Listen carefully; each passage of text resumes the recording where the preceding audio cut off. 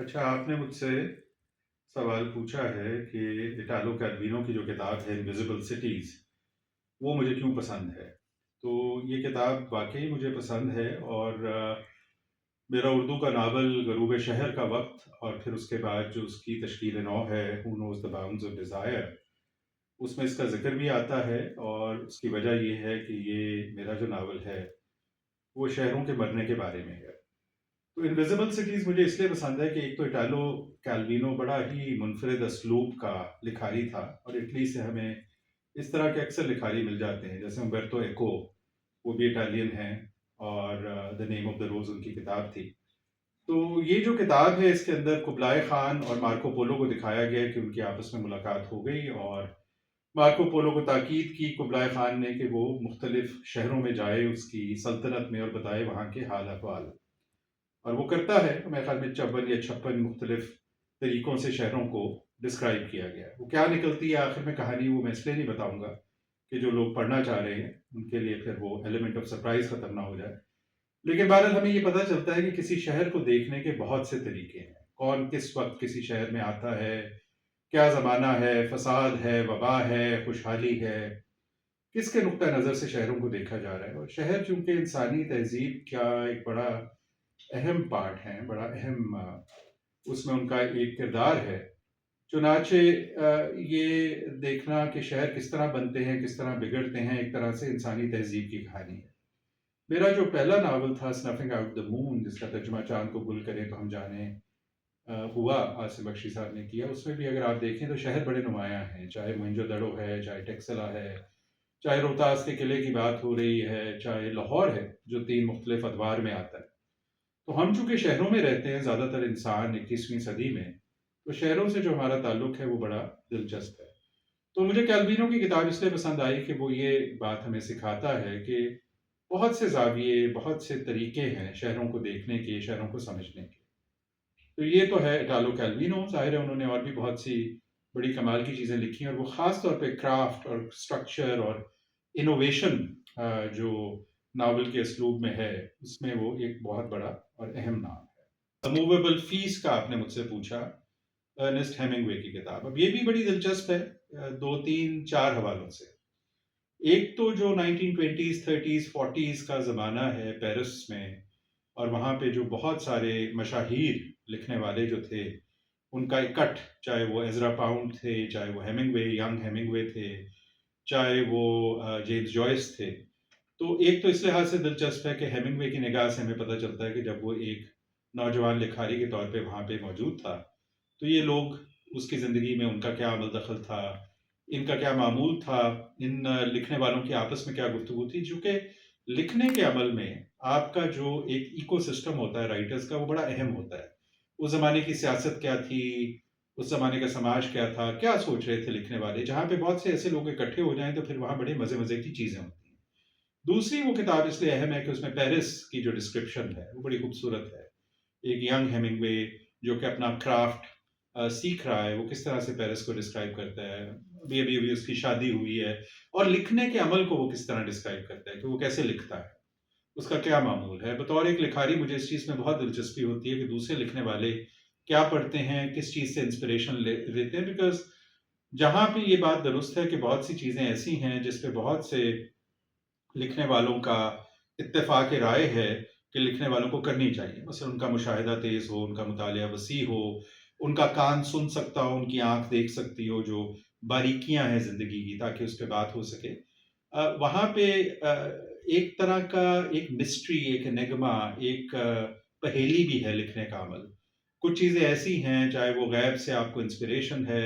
या आप कोई जुमला किस तरह तश्कील करते हैं, कि ये बिल्कुल एक इनफ़रादी चीज़ है और एक ज़ाती तजुर्बा है। तो ये जो मिस्ट्री का एलिमेंट है, वो भी हमें नज़र आता है उस किताब के अंदर। और फिर जिस तरह से कुछ राइटर्स दूसरे राइटर्स को उनकी हौसला अफ़ज़ाई करते हैं लिखने वालों की। एज़रा पाउंड की बहुत तारीफ़ करता है अर्नेस्ट हेमिंग्वे, वो कहता है कि बहुत वो नफ़ीस आदमी था, शफ़ीक आदमी था। जेम्स जॉयस उसकी बनिस्बत एक बड़ा लिए-दिए रहने वाला आदमी था और भी इस तरह बहुत से लोगों का वहाँ पे ज़िक्र आता है। अब शहरों की चूँकि हम बात कर रहे हैं, तो मेरे ख़्याल में इस हिसाब से एक बहुत कमाल की किताब, ओरहान पामुक की किताब इस्तांबुल है। مجھے ارحان پاموک کا سچی بات اگر میں بتاؤں تو جو شروع کا کام تھا بہت متاثر کن نہیں لگا. مائی نیم از ریڈ جو بڑا مشہور ہوا تھا ناول، مجھے لگا کہ وہ اس میں کچھ مسائل ہیں میرے نقطہ نظر سے، ظاہر ہے وہ بہت بڑا رائٹر ہے.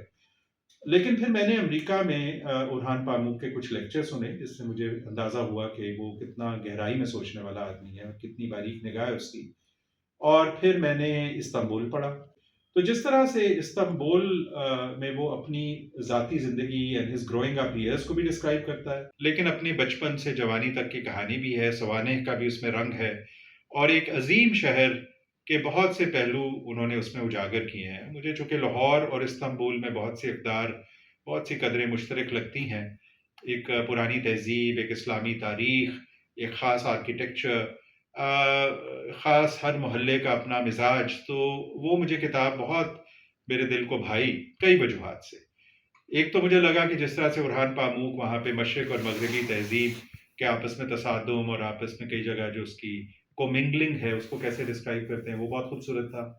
پھر مجھے یہ لگا کہ انہوں نے جس طرح سے باہر سے جو سیاح آئے اور مصور آئے اور بہت سے اس طرح سے لوگ آئے، مثلاً وہ اس کا فلوبیغ کا ذکر کرتے ہیں اور بہت سے لوگوں کا ذکر کرتے ہیں کہ انہوں نے استنبول کو کیسے دیکھا. پھر ایک خاص طرح کی اداسی ہے استنبول کی فضا میں جس کو وہ بیان کرتے ہیں، جو کہ ایک بہت بڑی تہذیب کے زوال کا احساس زیاں ہے جو ہمیں بھی ہوتا ہے. میرا نہیں خیال تھا کہ ارحان پاموک اتنے سینٹیمنٹل بھی ہوں گے، خاص طور پہ ایک مشرقی یا آٹمن تہذیب کے زوال پہ، لیکن وہ ان کے مزاج کا حصہ ہے، حالانکہ وہ ایک ماڈرن پروگریسو اور کئی لحاظ سے ویسٹرنائزڈ رائٹر ان کو کہا جا سکتا ہے. لیکن جو استنبول میں مشرق اور مغرب کا کمال کا امتزاج ہے جو ہمیں پاموک کی رائٹنگ میں بھی نظر آتا ہے، وہ اس کتاب میں بھی ہے. اس کی منظر کشی بہت کمال کی ہے. پھر انہوں نے اپنے زمانے کے بہت سے مشہور جو ادیب تھے اور رائٹرز تھے اور وہاں کی ہستیاں اور وہاں کے محلے،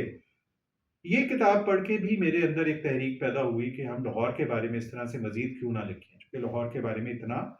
کچھ جو ہے لکھا جا سکتا ہے. لاہور میں اتنے اتنے بڑے اور عظیم لکھنے والے گزر چکے ہیں جنہوں نے لاہور کو اپنی کہانیوں میں استعمال کیا، لیکن لاہور جیتے جاگتے شہر کے طور پہ ہماری کہانیوں میں آنا چاہیے. اٹالو کالوینو کو پڑھ کے بھی مجھے احساس ہوا، ہیمنگ وے کے پیرس کے تذکرے کو دیکھ کے بھی مجھے احساس ہوا کہ کس طرح سے پیرس کو سیلیبریٹ کیا جاتا ہے. اچھا، اس میں ایک بات اور میں ایڈ کروں کہ پاموک کی خاص بات یہ ہے کہ یہ کتاب تو آپ سمجھیں کہ ایک طرح کا میموار ہے اور ایک طرح کا ایک شہر کی تاریخ ہے اور ایک ٹریبیوٹ ہے، لیکن اسی طرح سے انہوں نے پھر اس کو میوزیم آف انوسنس جو ان کا ناول ہے اس کے اندر بھی استنبول کو سیلیبریٹ کیا، اور کس طرح 60 70 اور 80 کی دہائی کے بعد وہ تبدیل ہوا، اس کی کیا سیاست تھی، کلچرل انفلوئنسز کیا تھے، ٹریڈیشنل اور ماڈرنٹی کی جو ویلیوز تھی ان کا جو کلاش تھا. لیکن ایک ایک محلے کا ذکر، ایک ایک جگہ کی جو جس کو کہتے ہیں نا انٹیمیسی ود ہز ماحول، کہ وہ جس شہر کے رہنے والے ہیں وہ ان میں جذب ہو چکا ہے. اچھا، اب یہ چونکہ شہروں کی بات کر رہے تھے تو اسپونٹینیسلی پھر دو تین لوگوں کا میں اور بھی ذکر کر دیتا ہوں، چونکہ یہ جو اپنے شہر اپنے محل و وقوع سے محبت ہے اور اس کی عکاسی ہے، وہ بتاتی ہے کہ آپ ایک آرگینک رائٹر ہیں، آپ کی جڑیں گہری ہیں. آپ جو مرضی کیا سرائیاں دنیا کے بارے میں کریں، لیکن اگر اپنے سیاق و سباق کو اور اپنے ماحول کو سمجھتے نہیں اور اس سے محبت نہیں کرتے تو آپ پھر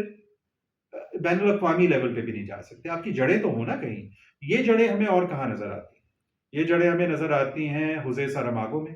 اور فرناندو پیسوا میں، دو بڑے عظیم اور بڑے ہی مایہ ناز پرتگالی رائٹر. اور جب میں لزبن گیا تو میں ان کی گلیوں میں گھوم رہا تھا جن گلیوں کا ان کے ناولوں میں اور نظموں میں ذکر ہے. استنبول مجھے کئی دفعہ جانے کا اتفاق ہوا ہے تو میں پاموک کا استنبول اور جو ترکی رائٹر ہے ان کا ڈھونڈتا ہوں. تو رائٹر وہ ہیں جن سے باقاعدہ ایک خطہ، ایک شہر جو ہے وہ ان کے ساتھ منسوب ہو. تو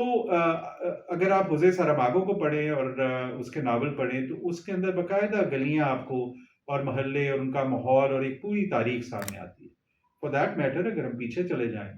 تو کیا لنڈن کا کبھی ذکر ہو سکتا ہے چارلز ڈکنس کے بغیر؟ سو بات یہ ہے کہ کہنے کا مقصد یہ ہے کہ ایک تو شہر بڑی دلچسپ ایک فنومینن ہے، انسان کی تشکیل ہے، ہیبیٹیشن کی اور تہذیب کے ارتقاء کے اندر ایک بہت اہم منزل ہے. اور اس شہر کا پھر اس شہر کا جو عروج و زوال ہے اور اس شہر کے جو مختلف پہلو ہیں اسی سے بہت سی انسانی کہانیاں وابستہ ہیں. آپ لاہور کو دیکھ لیں، راجندر سنگھ بیدی کی، غلام عباس کی، کتنے ہی اور ایسے عظیم رائٹر، منٹو کی کہانیاں لاہور کے مختلف کوچوں اور جگہوں سے منسلک ہیں، چونکہ انسانی زندگی اور انسان کی ہیبیٹیٹ جو ہے اس کا آپس میں ایک بڑا گہرا تعلق ہے۔ تو شعوری اور لاشعوری طور پہ میں بھی جو لکھتا ہوں، اس کے اندر جو میرا ماحول ہے، میرے شہر ہیں، اس شہر میں جو لوگ ہیں، ان کی زندگی کے جو بہت سے مختلف پہلو ہیں، ان کو سمجھنا، ان کو کھوجنا اور کسی حد تک دیانتداری سے اس کو بیان کرنا میرے لکھنے کے بہت سے مقاصد میں سے ایک بڑا مقصد یہ ہے۔ نجیب محفوظ کے ہاں بھی تو قاہرہ جو ہے وہ بالکل بہت صحیح آپ نے نام لیا، اور میں نے جب کائرو ٹریلوجی پڑھی اور میرا تاثر یہ تھا کہ یہ عربی سے جو ترجمہ ہوا ہے انگریزی میں، اور یہ سب سے معروف جو اس کا ترجمہ ہے، اس میں عربی کی وہ جو ایک عربی کا دبدبہ اور روب اور اس کی جو پروفنڈٹی ہے وہ پوری طرح سے نہیں آئی، لیکن اس کے باوجود جب وہ 3 کتابوں کے اندر قاہرہ کے اندر وہ پوری کہانی ایک پیٹریارک کی اور وہ بیان کرتا ہے، تو سچی بات بتاؤں جب وہ کتاب ختم ہو رہی تھی تو میری آنکھوں میں آنسو آ گئے، اور میں ایک ایئرپورٹ پہ اپنی فلائٹ مس کرنے کی وجہ سے پھنسا ہوا تھا اور ایک کمرے میں ٹھہرا ہوا تھا اور اس میں زاروں کتار ہو رہا تھا، جو کہ ایک بڑی عجیب سی بات ہے، لیکن یہ بڑی رائٹنگ اور بڑی کتاب کا اثر ہوتا ہے انسان پہ کہ اس نے مجھے ٹرانسپورٹ کر دیا۔ نگین محفوظ کیفے بھی ہے، میں وہاں جا چکا ہوں، اور وہ جو پرانے محلے ہیں، قاہرہ تو ایک کمال کا شہر ہے، قاہرہ کی جتنی تاریخ ہے، چاہے اسلامی قاہرہ ہے، کرسچن ہے، جوئش ہے، اس کی نیکروپولس ہے، پھر اگر آپ فرعونوں کے زمانے میں چلے جائیں تو قاہرہ تو ایک طلسم ہوشربا اپنی جگہ بذات خود ہے، اور نگین محفوظ اور بہت سے اور ایجپشن رائٹرز جو میں نے پڑھے ہیں، وہ قاہرہ کو بہت قاہرہ کے بارے میں ایسے لکھتے ہیں جیسے کوئی عاشق کسی محبوبہ کو خط لکھے، اور چونکہ اس حد تک ان میں، اور اسی لیے ان کی رائٹنگ میں اتنا ٹیکسچر ہے، ان کی رائٹنگ میں اتنے فیسٹس ہیں، اتنے پہلو ہیں، اور ان کی رائٹنگ ابائڈ کرتی ہے چونکہ وہ لیوڈ ریالٹی کو کیپچر کرتی ہے۔ اب ظاہر ہے شہر بذات خود کچھ نہیں ہوتے، شہر کے باسی اور شہر کا سٹرکچر اور اس کا آرکیٹیکچر اور اس کی تاریخ تمام چیزیں مل کے اس کو شہر بناتی ہیں۔ اسی طرح دلی کے بارے میں بھی بہت چیزیں اس طرح کی لکھی گئی ہیں، اور میں یہ ہرگز نہیں کہہ رہا کہ لاہور کے بارے میں اس طرح سے نہیں لکھا گیا، خاص طور پہ اردو ادب میں تو لاہور کو سیلیبریٹ کیا گیا ہے، لیکن میں یہ کہہ رہا ہوں کہ لاہور جو ہے نا وہ قاہرہ، دمشق اور دلی اور استنبول ان سب کا ہم پلہ شہر ہے کئی لحاظ سے، اور ان سے بہت مماثلت بھی رکھتا ہے، سمرقند۔ تو اس کے بارے میں لکھنا چاہیے، اور خاص طور پہ میرا خیال میں جو انگریزی میں لوگ لکھ رہے ہیں، چاہے وہ باہر کی آڈینس کے لیے لکھیں، یہاں کے لیے لکھیں، آپ جہاں سے ہیں اور جہاں پہ آپ کا وقت گزرا ہے، وہ شہر آپ کے اور وہ ہیبیٹیٹ اور وہ معاشرہ آپ کی کہانی سے جھلکنا چاہیے۔ اور میں یہ نہیں کہہ رہا کہ نہیں جھلک رہا، لیکن میرا خیال میں ایک ایسی چیز ہے جس میں ابھی بہت اور کام ہونے کی ضرورت ہے۔ جتنے عظیم ناول ان شہروں کے بارے میں لکھے گئے، ابھی تو میں نے مغرب کی بات اتنی کی نہیں، میں نے لزبن کی بات کی، تھوڑی لنڈن کی بات کی، لیکن آپ پیرس کی بات کر لیں، آپ بارسلونا کی بات کر لیں، جس طرح سے جارج آرویل بارسلونا کے بارے میں لکھتا ہے، بہت سے لوگ ہیں، آپ کوئی دنیا کا شہر پکڑ لیں، اس کے ساتھ وابستہ آپ کو بہت سی کہانیاں اور رائٹر ملیں گے۔ مجھے یہ لگتا ہے کہ ابھی بہت کچھ لکھنا باقی ہے ہمارے ان عظیم شہروں کے بارے میں اور علاقوں کے بارے میں، اور لاہور اس میں سے سر فہرست ہے۔ اچھا، آپ نے مجھ سے سوال پوچھا ہو نوز دا باؤنڈز آف ڈیزائر، جو میرا ناول ابھی سامنے آیا ہے، کہ اس میں شہروں کا کیا عمل دخل ہے، شہروں کو کس طرح سے دیکھا گیا ہے۔ تو پہلی بات تو یہ ہے کہ یہ اس کا جو ٹائٹل ہے ہو نوز دا باؤنڈز آف ڈیزائر، یہ نون میم راشد کی شورۂ آفاق نظم حسن کوزہ گر سے ہے۔ تمنا کی وسعت کی کس کو خبر ہے جہازات، جو میری پسندیدہ ترین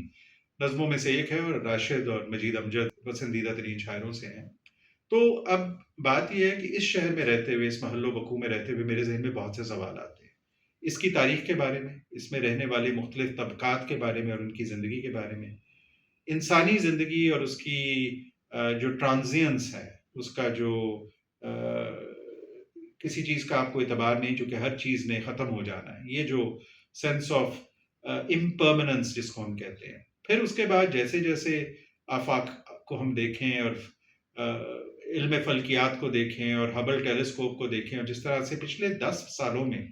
جتنی معلومات ہمیں کائنات کے بارے میں ملی ہیں، اور وہ کافی ڈراؤنی ہیں ایک لحاظ سے، جو ہمیں اس کی وسعت کا اندازہ ہوتا ہے، تو مجھے احساس ہوتا ہے کہ کوئی بھی شخص ذی ہوش سوچنے والا شخص جو ہے وہ کئی لیولز پہ اپنی زندگی کو دیکھتا ہے، جیسے جیسے اس کی عمر بڑھتی ہے، اس کی ذاتی زندگی، اس نے کیا کھویا، کیا پایا، اس کی زندگی میں محبت تھی یا نہیں، اس کا رشتہ اپنے شہر اور اپنے ماحول سے، خاص طور پہ اگر ہم لاہور کی بات کریں تو جس طرح سے لاہور ایک انتہائی ہمیشہ سے خوشگوار شہر رہا ہے، باغوں کا شہر رہا ہے، موسموں کا شہر رہا ہے، اور اب جس طرح سے اس کے بے تحاشا بڑھ جانے سے اور اندھا دھند تعمیر ہونے سے عمارتوں کے، جو ماحولیاتی خرابی ہے، جو ہوا کی گندگی ہے اور جو سب کچھ ہے، اس کا ظاہر ہے ہر شخص کی زندگی پہ فرق پڑتا ہے، لیکن حساس لوگوں پہ خاص طور پہ فرق پڑتا ہے۔ تو میں ایک تو یہ کہانی بیان کرنا چاہ رہا تھا کہ ہم کس طرح کی زندگی جی رہے ہیں اس شہر میں، اس شہر کی خوبصورتی اور رعنائیوں کو یاد کرتے ہوئے اس کے ساتھ جو اس میں خرابیاں ہیں اس کو سامنے لاتے ہوئے۔ لیکن شہر صرف ماحولیات سے نہیں بنتے، شہر اس چیز سے بھی تشکیل ہوتے ہیں کہ وہاں پہ لوگ کیسے ہیں، ان میں احساس ہمدردی کتنا ہے، محبت کرنے والے ہیں یا نہیں، علم دوست ہے یا نہیں، وہاں پہ انصاف کی فراہمی ہے یا نہیں۔ انسانی کہانیاں انہی چیزوں سے وابستہ ہیں۔ سو ایک طرح سے اس محل وقوع میں، اس صدی میں، اس دہائی میں رہتے ہوئے اس کے اوپر بھی گفتگو ہے۔ اور تیسرا وہ جو میں نے آپ کو بتایا کہ میٹافزیکل لیول پہ جو ہم کائنات کے بارے میں سوال کرتے ہیں، سو ذاتی زندگی، شہر کے ساتھ تعلق، اور پھر ایک کائنات میں ہمارا کیا وقت ہے۔ تو ان تینوں چیزوں کو لیتے ہوئے اور انسانی زندگی کی پیچیدگی کو دیکھتے ہوئے میں نے یہ کہانی لکھی اس شہر میں، اس شہر کی کہانی، ایک خاص شخص کی کہانی، اس کے رشتوں کی کہانی۔ لیکن اس کے ساتھ ساتھ اس میں بہت سی چیزیں اور ہیں۔ میں چونکہ انصاف کے، عدل و انصاف کے شعبے سے میرا تعلق رہا ہے اور جو ناانصافیاں نظر آتی ہیں، تو ہمارے ہاں ایک بڑی ٹریڈیشن ہے لٹریچر میں سیٹائر کی۔ چونکہ جب آپ نظام سے لڑتے لڑتے تھک جاتے ہیں تو پھر آپ اس کا مذاق کرتے ہیں، چونکہ وہ مذاق بن چکا ہوتا ہے۔ ایک اس میں اور بہت بڑا میرے لیے سوال زبان کا اور آئیڈینٹی اور شناخت کا ہے، اس پہ باتیں ہیں۔ ایک اس میں اردو شاعری کی جو خوبصورتی تھی، میں اس کو ٹرانسفر کرنا چاہتا تھا انگریزی میں۔ سو بہت سی اس میں چیدہ چیدہ نظموں کا ترجمہ ہے۔ پھر جو داستان اور سٹوری ٹیلنگ کی ہماری ٹریڈیشن ہے، تو اس میں 10 فارسی، ہندی، عربی، اردو کی جو داستانیں ہیں، اس میں سے میں نے اقتباسات لے کے ان میں سے جو مرکزی خیال اور کردار تھے ان کو اپنی کہانیوں میں لے کے آیا ہوں، چونکہ ہر چیز گزشتہ سے پیوستہ ہے۔ تو میں جب بھی کوئی کتاب لکھتا ہوں تو اس میں میرے ملٹیپل ایجنڈاز ہوتے ہیں اور ملٹیپل تھیمز ہوتی ہیں۔ مجھے ہمیشہ سے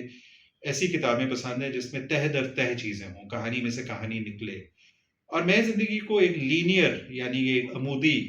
لکیر کے طور پہ نہیں دیکھتا۔ اگر آپ میرا پچھلا ناول سنفنگ آؤٹ دا مون دیکھیں تو اس میں بھی سکلیکل نوشن آف ٹائم ہے، جیسا کہ بہت سے مشرقی مذاہب میں ہے۔ اور سو میں موہنجو دڑو سے سفر کرتا ہوا مستقبل میں جا کے پھر واپس آتا ہوں اور بار بار یہ دہراتا ہوں۔ یہاں پہ یہ ہے کہ میں ماضی کی بھی بات کر رہا ہوں، مستقبل کی بھی بات کر رہا ہوں۔ اس میں کچھ چیزیں ایسی ہیں جو وقت کے تصور کے بارے میں ہیں، کچھ شہروں کے بارے میں ہیں، کچھ مافوق الفطرت بھی ہیں۔ لیکن میں ہر جگہ ایک لینئر سٹوری نہیں بتاتا، میں آگے پیچھے جاتا رہتا ہوں۔ جیسے زندگی بہت سے ٹکڑوں کا امتزاج ہو، ایک موزیک ہو۔ چونکہ مجھے لگتا ہے کہ جیسے ہماری میموری فریگمنٹڈ ہوتی ہے، ہمیں کچھ چیزیں یاد رہتی ہیں، کچھ نہیں، کچھ اچھی کچھ بری، اور ہماری زندگیوں کا تانا بانا بہت سی زندگیوں سے ملتا ہے۔ تو انسانی زندگی ایک سیدھی لکیر نہیں ہے، ایک جال کی طرح ہے جس میں بہت سی لکیریں مل رہی ہیں، ایک موزیک کی طرح ہے جس میں بہت سے اس کے انڈیویجول ٹکڑے ہیں۔ تو میں نے جان بوجھ کے یہ نہیں تجربہ کیا کہ یہ ایک پوسٹ ماڈرنسٹ ناول لکھنا ہے، میں اس طرح سے نہیں سوچتا کہ میں نے یہ ایکسپیریمنٹ کرنا ہے۔ میں وہ لکھتا ہوں جو مجھے لگتا ہے کہ مجھے لکھنا چاہیے اور میرا دل کرتا ہے لکھنے کو۔ وہ فارم کیا لیتا ہے وہ میرے لیے سیکنڈری بات ہے، وہ فارم اپنی خود چوز کرتا ہے۔ میں فارم بنا کے اس کے اندر اپنا مواد ٹھوستا نہیں ہوں۔ میں کچھ خیالات سوچتا ہوں، کچھ امپریشن میرے ذہن میں ہوتے ہیں، کچھ چیزیں مجھے لکھنے میں اچھی لگتی ہیں، کچھ مجھے استھیٹکلی اپیل کرتی ہیں، کچھ میں مجھے شاعرانہ پن نظر آتا ہے، کچھ میں مجھے مزہ نظر آتا ہے، میں وہ لکھ دیتا ہوں۔ پھر میں اس کو کسی ترتیب میں لے کے آتا ہوں تاکہ بالکل ہی وہ بے ترتیب نہ لگے۔ لیکن ترتیب اور ترتیب کیا ہونی چاہیے، اور یہ وہ تمام سوال جو نکات پوچھ پوچھ کے اپنی اور ہماری جان ہلکان کرتے ہیں، وہ میرے لیے اہم نہیں ہے۔ میرے لیے کریٹیوٹی اہم ہے، کہانی کا دلچسپ ہونا اہم ہے، زندگی کے مختلف پہلو کو دیکھنا اہم ہے، صحیح الفاظ کا چناؤ اہم ہے، اور ان الفاظ کی روانی کیا ہے۔ جب میں جملے کو پڑھتا ہوں تو مجھے مزہ آتا ہے یا نہیں۔ اور پھر آپ دیکھیے اس کتاب میں بہت سا آرٹ ہے، اس کا اگر آپ کور دیکھیں، اس کے اندر کا آرٹ دیکھیں، چونکہ جو ویژول ہے اور ٹیکسچول ہے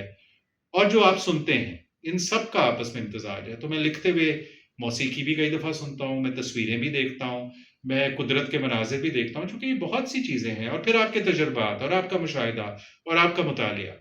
ان تمام چیزوں کی ایک کھچڑی سی بنتی ہے جس میں سے پھر آپ کوئی چیز کشید کر کے نکالتے ہیں۔ اسی لیے میرا خیال ہے کہ اے آئی یہ نہیں کر سکتا،